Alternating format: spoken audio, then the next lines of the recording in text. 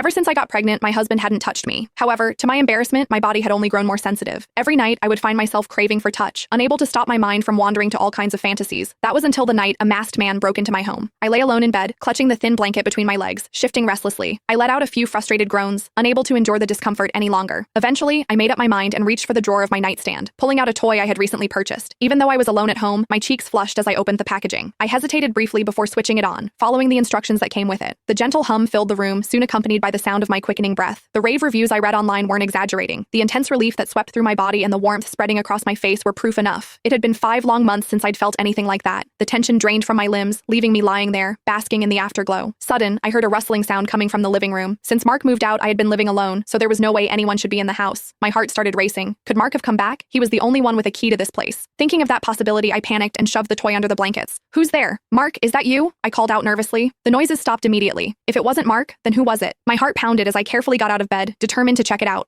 I always turned off the lights before going to sleep, so the house was dark. Opening the bedroom door, I could barely make out the shadowy shapes in the pitch-black living room. I fumbled in the dark, feeling my way toward the light switch. However, just as I reached out, a gust of wind swept past me. Before I could scream, I felt someone, tall and strong, grab me from behind and slam me against the wall. The moment I was pinned against the wall, I realized something was terribly wrong. The man quickly clamped a hand over my mouth, probably to stop me from screaming. Panic surged through me, and though I wanted to say something, I was too terrified to risk angering him. Before I could fully process the situation, his hand left my mouth and began to move down my body. I bit my lip hard, trying not to make any noise, especially with this stranger so close. However, a small voice inside me whispered, "Please, just go along with it. Do whatever you need to survive." The man chuckled softly, and I froze, every hair on my body standing on end. A shiver ran down my spine as I imagined the mocking grin on his face. His warm breath grazed my neck as he finally spoke. At last, his voice was low, almost as if he was deliberately disguising it, making it impossible for me to recognize. I managed to stammer, my voice shaking. "Who are you? Please, don't hurt me. I'll give you money. It's in the closet of the guest room. Take it.